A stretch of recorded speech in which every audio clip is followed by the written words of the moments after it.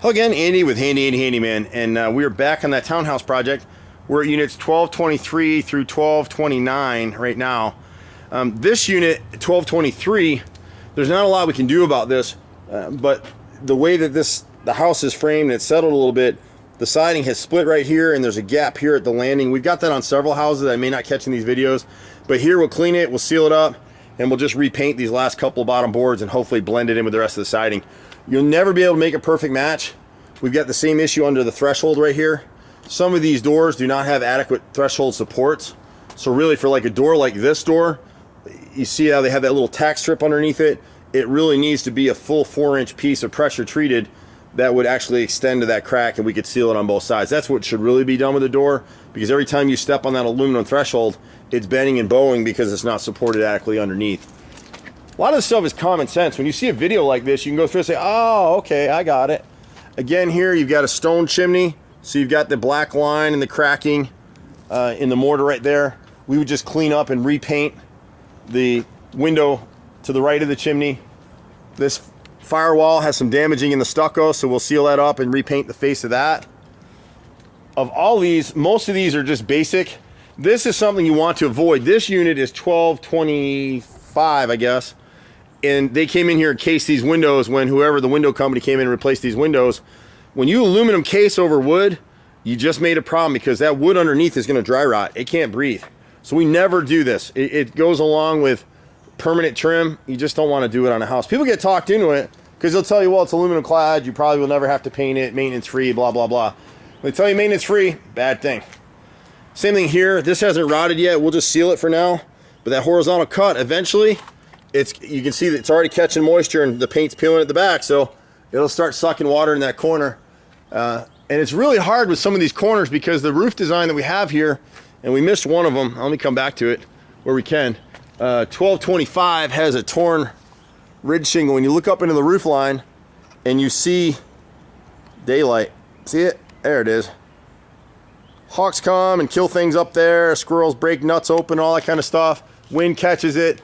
You just want to overlay it because otherwise you're rotting your sheathing, you're rotting the fascia, you're rotting the soffit, all that stuff.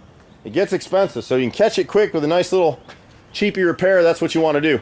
Whoever repaired this unit, they made horizontal cuts. A lot of the trim has started to rot.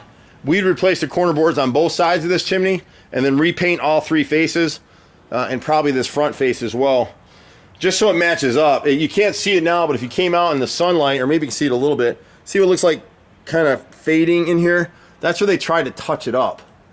And you got the same issue here. This is all 5/4 board. See how nice this board looks right here? Doesn't look so bad. Yeah, put my hand right through both boards. That's why you don't do horizontal cuts like that.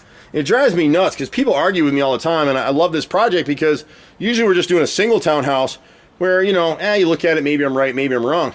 You go through this complex, there's 30 units here. They all have the same issues that different contractors have never corrected. So this left side, we're replacing all the 5/4 board. And again, we're not using hardy board like you saw in one of the other units. We're using back primed wood, so it's sealed, and then it'll never rot again. And if for some reason it does, then you know to look up there. The president of the HOA walks this unit, you know, once a year, whatever they do, can catch it when it's a $90 or $100 repair before it becomes a $5,000 or $10,000 repair. And we've seen that. We actually did a chimney. It was like $50,000 because it was a 4-story chimney that was never caulked and sealed properly, and the whole thing had to be reframed and torn down and rebuilt. This unit, I can't remember if it's 1227, it's one of them. It might be the last one. This one wasn't too bad. This one has a bunch of repairs too. And here's another example of why this is Nietzsche siding. You can see the siding is delaminating here. I've never seen that in 15, 16 years of using hardy plank. I've never once had a callback or seen hardy plank delaminate. This stuff, it's a good siding. It's okay for most of these purposes as long as you seal these mansards. So much water is getting from behind and to the front that it's attacking the siding on both edges, and that's why it's delaminating, like you saw in one of the units back over there, actually. Here, again, you know, some of this trim, one of the reasons why we have in some of the units to go ahead and caulk and repaint just the window casings is so we don't get into this issue. I can put my hand right through this bottom casing, the top casing, the right casing, and the left casing. So in this window, all the casing is going. They've got a similar issue over here on this left casing. It is what it is, and you know, you get tired of my broken record, but at least you guys will be able to go through here and see the sins. You can see on this particular chimney, Both back corner boards are rotted out. You can see even here they made an angle cut up here, but because they didn't back prime the wood and they keep it sealed up, it's rotted out anyway, so this whole right side is going to be replaced. And then whoever came down here got lazy and they made a horizontal cut, so you just want to replace this stuff now. And then you can see where the caulk is filling here. So it's never one particular thing that costs you money on your house, but good caulk is your best friend. If you're getting your house painted and we're not doing it, or wherever you are in the country watching this video, ask your painter, what caulk do you use? And specify it. Hey, I want Shearmax, or I want Sherwin-Williams, Elastomeric, and pay the difference. Because good caulk, what people don't get in painting, you can spray paint your house, but 75% of the value of a paint job is the prep and the cleaning and the quality of the materials used. So if you do cover those three things, you can spray your house and get 3 to 5 years out of it. We hand paint a house. If we hand painted this house, it'd be good for 10 to 12 years. That's what we do. You can see what they did here. See how far it's pulled away? So water's getting into this area now. And so this is, and we're gonna run out of time here now anyway, but this is units 12, 25, 23 through 29. And we'll have to come back another day to video the rest of these for you guys.